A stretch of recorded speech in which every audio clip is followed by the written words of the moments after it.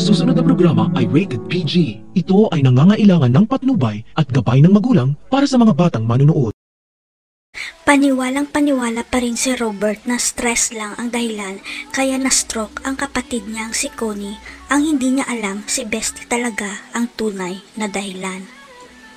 Kung hindi pinagsasaktan at sinipa ni Betsy si Connie nang mabuking ang sikreto niya, hindi sana tumaas ang dugo ni Connie na naging dahilan sa kanyang pagkakastroke.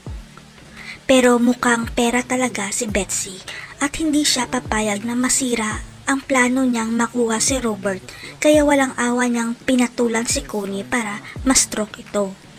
Ang hindi alam ni Betsy, may mga hidden camera sa loob ng bahay ni Robert dahil si Connie mismo ang nagpalagay nito bago siya umalis para magbakasyon sa ibang bansa. Ang problema, tanging si Connie lang ang nakakaalam kung saan nakatago ang mga kamera sa loob ng bahay. Ang kailangan na lang niya ay ipaalam ito kay Robert at Gina.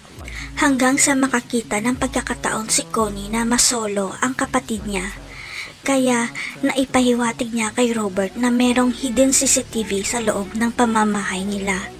Dito na pinanood ni Robert ang CCTV footage at laking gulat niya sa nakita niya at narinig niya mula kay Betsy na totoo palang pera lang talaga ang habol nito sa kanya.